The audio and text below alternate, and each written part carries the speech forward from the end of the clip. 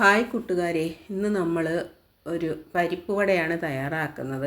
അതിനുവേണ്ടി നമ്മൾ കുറച്ച് വടപ്പരിപ്പ് 3-4 മണിക്കൂർ കുതിർത്തെടുത്തിട്ടുണ്ട്. അതിനെ നമ്മളൊരു മിക്സിയുടെ ജാറിലോട്ട് ചേർത്ത് അരച്ചെടുത്തിട്ടുണ്ട്. അതിലേക്ക് നമ്മൾ 2 സവാള അരിഞ്ഞതും 3 പച്ചമുളക് അരിഞ്ഞതും ചേർത്ത് കൊടുത്തിട്ടുണ്ട്. ഇനി നമുക്കതിലേക്ക് കുറച്ച് കറിവേപ്പില ചേർത്ത് കൊടുക്കണം. അതിനുശേഷം നമുക്കതിലേക്ക് ആവശ്യത്തിനുള്ള ഉപ്പ് ചേർത്ത് കൊടുക്കാം. ഇനി നമുക്കിതിലേക്ക് ഗരം മസാലയാണ് ചേർത്ത് കൊടുക്കേണ്ടത്. എൻ്റെ കയ്യിലിരിക്കുന്ന മസാല ചതച്ചതാണ്. അത് കുറച്ച് കൂടുതൽ ചേർത്ത് കൊടുക്കണം ഗരം മസാല.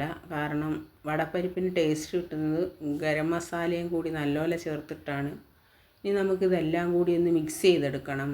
മിക്സ് ചെയ്തെടുക്കുമ്പോഴത്തേക്ക് ഉപ്പ് എല്ലായിടത്തും പിടിക്കണം. അതിനുവേണ്ടി നന്നായിട്ടൊന്ന് മിക്സ് ചെയ്തെടുക്കാം.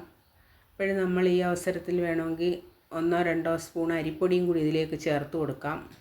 അപ്പം നല്ല ക്രിസ്പി ആയിട്ടിരിക്കും വട.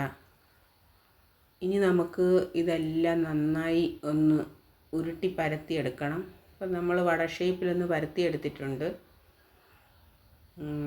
ഇനി നമുക്ക് കുറച്ച് എണ്ണ ഒരു പാത്രത്തിലോട്ടൊഴിച്ച് തിളപ്പിക്കാൻ വെക്കാം. അപ്പം നമ്മുടെ എണ്ണ തിളച്ച് വന്നിട്ടുണ്ട്. ഇനി നമുക്കതിലേക്ക് വടകൾ ഓരോന്നും ചേർത്ത് കൊടുക്കാം.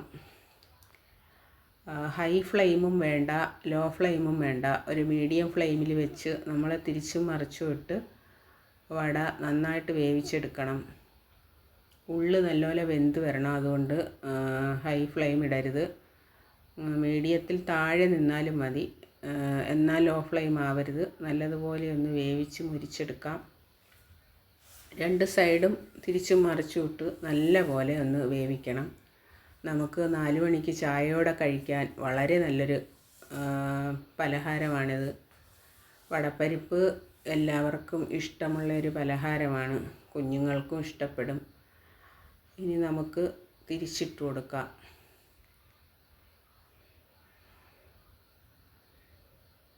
കുറച്ച് സമയം ഇങ്ങനെ 2 സൈഡും തിരിച്ചും മറിച്ചും ഇട്ട് വേവിച്ചെടുക്കാം.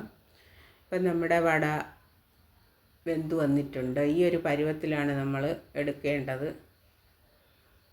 ഇത്രയും ഒരു ക്രിസ്പിയായിട്ട് കിട്ടിയിട്ടുണ്ട്. നല്ല ക്രിസ്പിയായിട്ടാണ് കിട്ടിയിരിക്കുന്നത്. അപ്പം നമ്മൾ വടയെല്ലാം വറുത്ത് കോരുകയാണ്. ഇനി നമ്മൾ കുറച്ച് വട കൂടി പരത്തി വെച്ചിട്ടുണ്ട്. അതുകൂടി നമുക്ക് എണ്ണയിലേക്ക് ചേർത്ത് കൊടുക്കണം.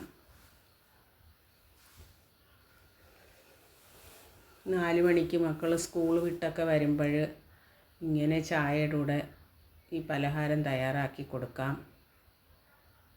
പലതരം വടയുണ്ട്, എങ്കിലും പരിപ്പ് വടയ്ക്ക് നല്ലൊരു സ്വാദാണ്.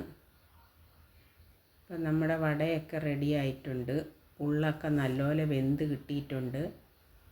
വളരെ എളുപ്പം തയ്യാറാക്കാവുന്ന ഒരു വടയാണിത്. എല്ലാവരും ഇതൊന്ന് ചെയ്ത് നോക്കണേ. ടാറ്റാ.